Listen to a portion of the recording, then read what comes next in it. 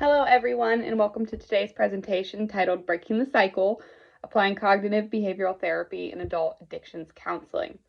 My name is Lindsay Miller, and I am a graduate student at Walsh University in the Clinical Mental Health Counseling program. I am currently completing advanced coursework in addictions counseling, trauma-informed care, and cognitive behavioral therapy. My passion for working with adults in recovery stems from both my academic training and my personal lived experience. I am preparing for licensure as a licensed professional counselor in Ohio, and my professional goal is to support adults who are working to reclaim their lives from the cycle of addiction and move towards recovery. Today, I will be guiding you through the core principles of cognitive behavioral therapy, or CBT, specifically as it applies to adult clients struggling with substance use disorders. We'll also look at innovations like digital CBT programs and resilience-focused approaches, explore real-world case applications, and practice an example exercise together. By the end of this presentation, you'll be able to describe 3 major CBT components, apply 2 specific CBT techniques, and develop a relapse prevention plan that integrates both traditional and resilience-building strategies. So let's begin by talking about the scope of adult addiction. Addiction is a chronic, relapsing condition that affects millions of adults each year. In the United States, substance use disorders are among the leading behavioral health concerns. Addiction does not only impact the individual, but it also deeply affects families, workplaces, and communities. One of the most challenging aspects of addiction treatment is the relapse rate. Studies show that between 40 and 60% of individuals in recovery experience relapse at some point. This means that for many people, recovery is not a straight line. It involves setbacks and recommitment. The emotional and social costs of addiction are staggering. Broken relationships, health deterioration, loss of employment, financial struggles, and even involvement with the legal system. Importantly, there is also stigma. Many adults feel shame about their substance use, which makes them less likely to seek help. Because relapse is so common, it is essential for counselors to provide evidence-based approaches that help clients not only achieve sobriety, but also to maintain it over the long term. One of the most well-researched and effective approaches is cognitive behavioral therapy. So what exactly is CBT? Cognitive behavioral therapy is a form of talk therapy that focuses on the connection between a person's thoughts, feelings, and behaviors. It helps clients identify unhelpful or distorted thinking patterns, challenge those thinking patterns, and replace them with healthier and more realistic thoughts. At the same time, CBT uses behavioral techniques to help clients change habits, build coping skills, and practice new behaviors in daily life.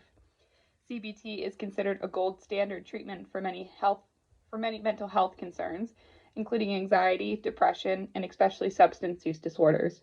Research has shown consistently that CBT reduces substance use, improves coping, and helps sustain long-term recovery. Now let's break down 3 core components of CBT for addiction counseling. So one of these is cognitive restructuring, and this is defined as the process of identifying negative or distorted thoughts, often called automatic thoughts, and then challenging and replacing them with more balanced, realistic thoughts.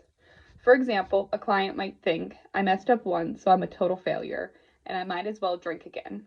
This is a cognitive distortion called all or nothing thinking. As a counselor, we would help the client reframe that thought into something healthier, such as, I had a setback, but one slip does not erase all of my progress. I can use my coping strategies to get back on track. By changing the way clients think about themselves and their situations, we help change their emotional responses and behaviors. For the next one, behavioral activation. This is the practice of encouraging clients to re-engage with meaningful, rewarding, and healthy activities as a way to counteract avoidance, isolation, and cravings. When people struggle with addiction, they often lose interest in activities that used to bring them joy. They may isolate from others or avoid situations that remind them of failure. Behavioral activation helps reverse this pattern. For example, a counselor might work with a client to schedule daily walks, attend a support group, or reconnect with a hobby like painting or playing music. These small but intentional activities can improve mood, increase motivation, and reduce the likelihood of turning to substances. We're going to talk about relapse prevention as well. So relapse prevention is a CBT strategy that helps clients identify personal triggers, develop coping skills, and plan specific responses for high-risk situations. For instance, a client might identify that family conflict is a trigger for drinking. Together, we could develop a plan such as, if I feel overwhelmed after a conflict, then I will take a 10-minute walk and call my sponsor instead of drinking. This type of planning is sometimes called if-then planning or implementation intention. It makes coping automatic by rehearsing healthy responses before the situation even occurs. While traditional CBT is effective, innovations in their field are making treatment even more accessible and client-centered. Digital or online CBT programs allow clients to access structured therapy modules from their computer or smartphone. This increases access for people who may face barriers like transportation, childcare, or stigma. Digital CBT can include interactive lessons, journaling prompts, and even virtual coaching.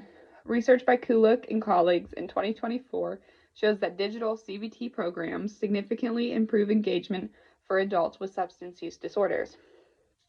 Resilience-oriented CBT is another innovation that is focused on resilience. So resilience refers to a person's ability to adapt positively to stress, adversity, and challenges.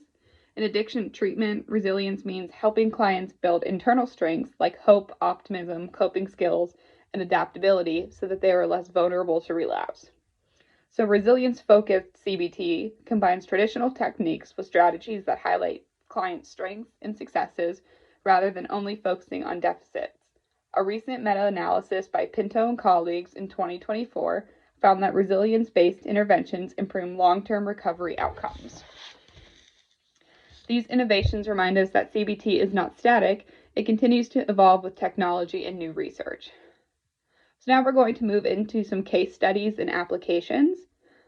So that way we are able to see how CBT works in practice. So the first case example is individual counseling. So try to imagine an adult client named John who has been sober for 3 weeks. After an argument with his partner, he thinks, I can't handle this stress without using. Together, the counselor and John complete a thought record worksheet. John writes down the situation, his automatic thought, the emotions he felt, and an alternative thought. He replaces I can't handle this with this is stressful, but I have tools like deep breathing and calling my sponsor. The new thought reduces his cravings and increases his sense of control. So the second case example is with group counseling. In a CBT group sessions, members role-play real-life triggers, such as being offered alcohol at a party. One person practices saying, no thanks, I'm not drinking tonight, while another plays the role of the friend offering alcohol. The group then discusses coping strategies and supports each other. This role-play prepares them for real-world challenges. So some ethical and cultural considerations. When applying CBT, counselors must respect cultural and individual differences. For example, some clients may prefer incorporating spiritual practices into coping plans, while others may need worksheets adapted for lower literacy levels. Counselors must also ensure confidentiality, respect client autonomy, and avoid imposing their own values. So now we're going to move into a practicum exercise. So we're going to do a little mini CBT exercise together, which is called the thought record. So the first step is to think of a recent stressful situation. For this example, let's imagine that you had a conflict with a coworker. The second step is to write down your automatic thought. Maybe it was, I'm terrible at my job and I'm going to get fired. Step 3 is to record your emotion.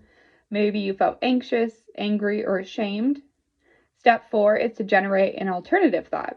For example, I had a disagreement, but one conflict does not define my entire work performance. I can address this issue calmly and move forward. Step 5 is to notice your new outcome.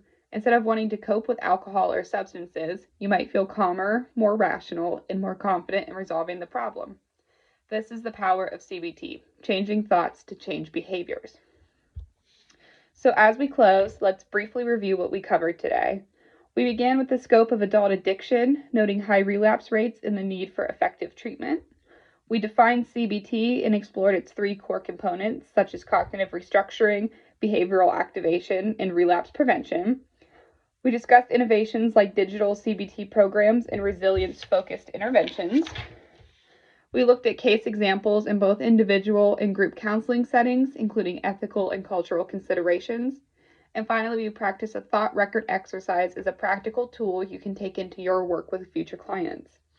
The key takeaway is this: cognitive behavioral therapy offers concrete, evidence-based strategies that can help adults break the cycle of addiction and sustain long-term recovery.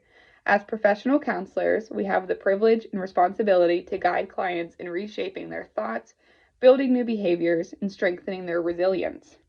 Thank you so much for your time and participation. I encourage you to explore the worksheet provided in the handout and consider how you can adapt CBT strategies to your clients' unique needs. Thank you so much. I hope you have a great rest of your day.